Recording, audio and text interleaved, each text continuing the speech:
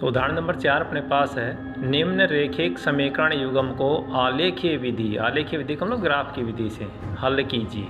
समीकरण दे रखी है अपने को 2x + 3y = 13 और 5x - 2y = 4। अब इसको हल करने के लिए हम अपने देखिए बीच हमने एक लाइन खींच ली जिससे दोनों समीकरणों को आसानी से हल कर सकें। पहली समीकरण हमने लिखी है 2x + 3y = 13 और इस समीकरण से हम अपनी इस विद्या के अनुसार इसको x या y के रूप में लिख लेते हैं। मैं इसको x के रूप में लिख रहा हूँ। तो x बराबर हो गया, देखिए x जब इधर रखेंगे तो 3y उधर चला जाएगा और 3y 13 की तरफ जाके हो जाएगा माइनस का, तो x बराबर हो गया 13 - 3y और 2x का 2 बटा में आ गया। तो अपने पास x बराबर हो गया 13 - 3y बटा में 2। अब ये जो x का मान आया है इससे x y के मानों की अपन एक निम्न सारणी प्राप्त होती है, यानी यह सारणी प्राप्त करते हैं। इस सारणी को प्राप्त करने के लिए आप डायरेक्ट लिख सकते हैं। ये काम अपने जो साइड में मैंने करके दिखा रखा है ये आप रफ में भी कर सकते हैं और आप कॉपी के अंदर दर्शा भी सकते हैं। तो देखिए मैंने लिखा कि x बराबर 13 - 3y बटा 2। इसके अंदर देखिए कि y बराबर 1 रखने पर y के बराबर 1 मान रखा तो 13 - 3 गुणा 1 और बटा में 2। तो 13 का 13 -3 को 1 से गुणा किया हो गया 3 और बटा में 2। 13 में से 3 घटाए तो बच गए 10 बटा में 2 और 10 में 2 का भाग दिया तो हो गया 5। तो अपने पास x का मान है वो 5 आ गया। कब? जब y का मान 1 रखा। इसी प्रकार हम y का मान 2 रखेंगे तो हम देखिए हम यहाँ देखेंगे 3 दूनी 6, 13 में से 6 घटाते हैं तो 7 बचेगा, 7 में 2 का भाग पूरा नहीं जा रहा है, इसलिए हमने x का मान y का मान 2 है वो नहीं प्राप्त किया, इसलिए हमने रखा y बराबर 3 रखने पर।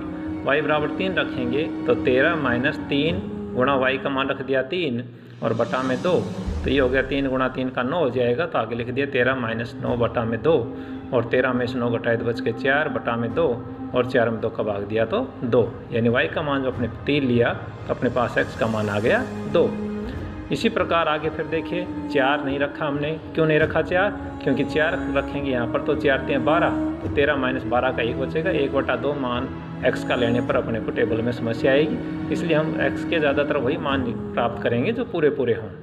तो 4 को छोड़ दिया, इसलिए हमने अगला मान लिखा 5। तो y बराबर 5 रखने पर तो ये हो गया 13 - 3 गुणा 5 बटा में 2, तो 13 - 3 गुणा 5 हो गया 15 बटा में 2 और 13 - 15 तो बच गया माइनस का 2 बटा में 2 और 2 में 2 का भाग दिया तो -1। तो y का मान 5 रखा तो x का मान आ गया -1। इस प्रकार से हमने ये 3 मान प्राप्त कर लिए। अब ये 3 मान प्राप्त कर लिए, ये तीनों मान हम अपने सारणी में रख देते हैं। देखिए पहले में अपन ने y बराबर लिया था 1 तो x के बराबर आया था 5, तो इस सारणी के अंदर y के बराबर हमने लिखा 1 तो x के बराबर आया है 5। दूसरे मान में देखिए y के बराबर आपने 3 लिया था तो x का मान आया था 2, तो दूसरे कॉलम में y के बराबर लिया 3 तो x का मान आया है 2। अगले कॉलम में देखिए हमने y के बराबर 5 रखा है तो x के बराबर आया है -1, तो y के कॉलम में लिख दिया 5 और x का मान आया है -1। इस प्रकार से हमारे पास सारणी में 3 मान प्राप्त हो गए। ध्यान रखें कि हमें सारणी में कम से कम 3 मान लेने हैं। 3 से मान आप अधिक ले सकते हो, लेकिन 3 से कम लेंगे तो हमें ये पता नहीं लग पाएगा कि हमारे जो मान है वो सही है या नहीं, क्योंकि किसी भी सारणी के जो 3 मान हैं ये तीनों बिंदु जो दर्शाएंगे इनसे एक सरल रेखा प्राप्त होगी। यदि सरल रेखा प्राप्त नहीं होती है तो इसका अर्थ है कि हमने तीनों मानों में से कोई मान अपना गलत हो गया है, जिससे हम अपने गलती को पकड़ सकते हैं। इसी प्रकार अब आगे दूसरे समीकरण लेते हैं। 5y - 2y बराबर 5x - 2y बराबर 4, ये अपनी दूसरी समीकरण है। इस समीकरण को भी अपने x के रूप में मान प्राप्त किया तो ये हो गया 4, 2y उधर जाके हो गया प्लस का और 5 आ गया बटा में। इससे भी x y के मानों की निम्न सारणी प्राप्त करते हैं अपने को, और इसके लिए हमने देखिए साइड में मान प्राप्त किए। हमने लिखा x + 4y, x बराबर 4 प्लस में 2y बटा 5। इसमें हमें देखिए 5 का भाग देना है तो हम मान y का ऐसा मान देखेंगे जिसमें 4 जोड़ने पर 5 का भाग पूरा चला जाए। तो y का मान हमने 3 रखा, तो 3 रखने पर देखिए 4 प्लस में 2 गुणा में y की जगह 3 रख दिया और बटा में 5, तो ये होगा 4 + 3 दूनी 6 हो गया और बटा में 5, 6 और 4 10 हो गया, 10 में 5 का भाग 2 बार गया। तो y का मान 3 रखने पर x का मान अपने पास 2 आ गया। अगला देखिए, इसी प्रकार हमने y का मान 8 रखा, तो 8 दूनी 16, 16 में 4 जुड़ के 20 हो जाएगा, 20 में 5 का भाग चला जाएगा। तो ये हो गया 4 + 16/5, 16 और 4 हो गए 20/5, 20 में 5 का भाग 4 पर जा रहा है। तो y का मान 8 रखने पर x का मान आ गया 4। अब देखिए y का मान 8 बहुत बड़ा हो गया, तो ग्राफ में दिक्कत करेगा, इसलिए हम क्या करते हैं कि हम माइनस के मान रखते हैं। तो देखते हैं कि यदि y के बराबर यदि -2 रखें, तो देखिए 4 + में 2 गुणा -2 बटा में 5, तो हो गया 4 - 4, क्योंकि 2 गुणा 2 माइनस के 4 हो गए, बटा में 5, 4 में 4 घटाया तो 0, 0/5, और 0 में 5 को भाग देंगे तो 0, क्योंकि किसी भी संख्या में 0 का भाग देने पर उत्तर 0 आता है। तो y का मान -2 लेने पर x का मान 0 आ गया। तो इस प्रकार से हमने x, y के 3 मान प्राप्त कर लिए। इन मानों को हम सारणी में रखते हैं। तो देखिए, पहला मान था y = 3, जब हमने रखा था तो हमने लिख दिया y = 3, तो x का मान आया था 2। इसी प्रकार जब हमने y का मान 8 लिया था तो x का मान आया था 4, तो y का मान रख दिया हमने ये 8, तो x का मान हो गया 4। y का मान -2 लिया था तो x का मान आया था 0, तो y की जगह रख दिया -2 और x की जगह हो गया 0। तो इस प्रकार से हमें x, y के मानों की ये दूसरी सारणी प्राप्त हो गई। अब हम इन दोनों सारणियों की सहायता से ग्राफ बनाएंगे। तो देखिए अब ग्राफ, सबसे पहले अपने ये ग्राफ लिया, इसके बीचों बीच अपने ने ये लाइन खींच दी और एक लाइन इधर खींच दी। ये जो लाइन है ये x अक्ष कहलाती है। इधर हमने लिखा x और इधर इसके दूसरी साइड में लिखा x'। सीधी लाइन में ऊपर लिखा y, नीचे की तरफ लिखा y'।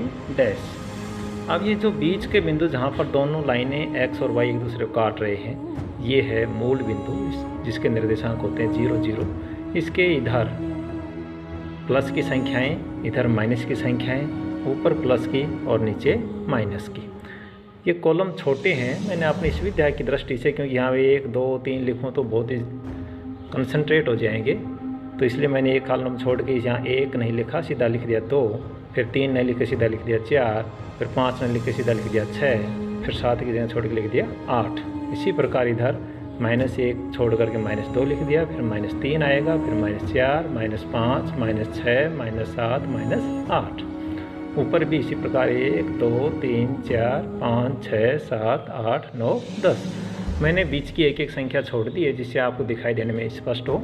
इसी प्रकार नीचे -1, -2, -3, -4, -5, -6, यानी अपने पैमाना 1 बड़े खाने बराबर 1 इकाई लिया है। अब देखिए, ये पैमाना अपने पास अपने में x और y के जो मान हैं उनकी संख्या के आधार पर लेते हैं कि उनका विस्तार कहाँ तक है। अपने यहाँ पर एक एक में आसानी से आ जाते हैं और आपके भी ग्राफ में इस प्रकार आ जाएंगे आसानी से। अब देखिए, जो पहली सारणी अपने पास है उसमें x का मान है 2, y का है 3। तो हम ग्राफ में देखिए, ग्राफ में x के कॉलम पर ये 2 है और y वाले कॉलम पर देखिए ये 3 है। तो 3 की लाइन ये इधर से आ रही है, 2 की लाइन नीचे से ऊपर जा रही है, और दोनों लाइन जिस बिंदु पर काट रही है उसके ऊपर पॉइंट लगा के हमने गोला लगा दिया और इसके ऊपर निर्देशांक लिख दिए। इसके निर्देशांक हमेशा पहले x का लिखा जाता है, बाद में y का। तो x का है 2 और y का है 3, तो 2,3, और इनको हमेशा ही छोटे ब्रैकेट में लिखते हैं। दूसरा बिंदु देखिए, दूसरा बिंदु है 4, 8। तो x का देखिए अपने पास, x का ये 4 और y का देखिए 8, ये 4 की लाइन जा रही है और ये 8 की लाइन आकर के यहाँ पर काट रही है, तो यहाँ पर ये पॉइंट लगा दिया और इसका निर्देशांक लिख दिया 4, 8। इसी प्रकार देखिए सारणी में तीसरा पॉइंट है 0, -2।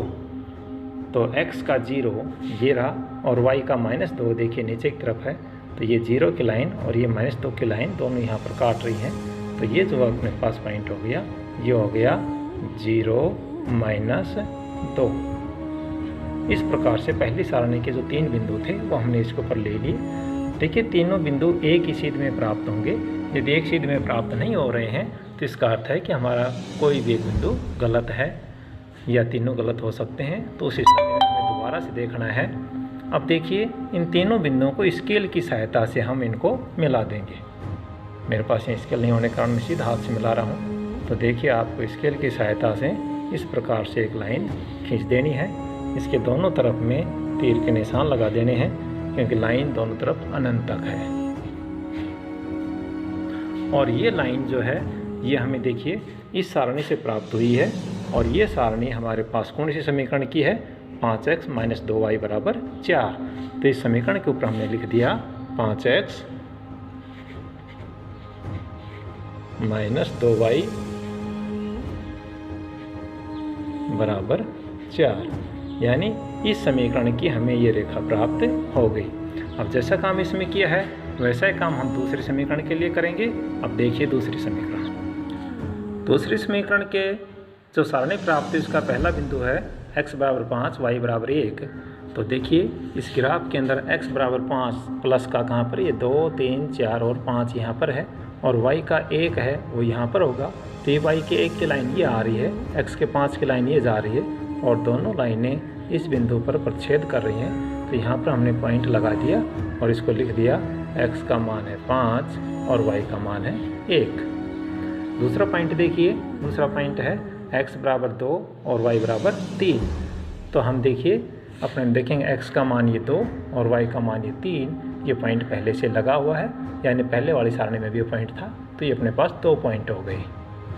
तीसरा पॉइंट है y का मान -1 और x का मान -1 और y का मान 5। तो देखिए x का मान -1 इधर आएगा, ये 0 ये -1, तो -1 की लाइन ये हो गई और x का मान 5 था तो 5 y का मान ये हो गया। तो y का ये 5 और x का -1, ये लाइन अपनी दोनों यहाँ पर मिलेंगी। ये y की x की -1, ये y की 5 की, और ये हमने इसका लिख दिया x का है -1, y का है 5। तो इस प्रकार से अपने पास 1 2 3 ये तीनों पॉइंट दूसरे समीकरण के लिए हो गए। इन दोनों को भी मिलाते हुए हम एक सीधी सरल रेखा खींच देंगे। तो इनको भी स्केल की सहायता से मिला करके और एक सरल रेखा हम इस प्रकार से खींच देंगे आगे तक और इसके तीर के निशान लगा देंगे दोनों साइड में,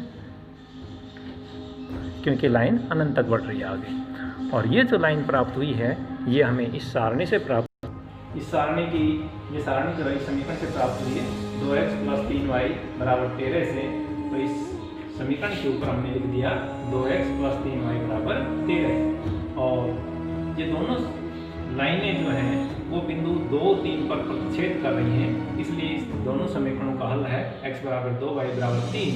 तो हम यहाँ ग्राफ के इस कोने पर इधर लिख देंगे हल x = 2 y = 3 और यही दी गई समीकरण का हल है। आशा है कि आपको प्रश्न समझ में आया होगा।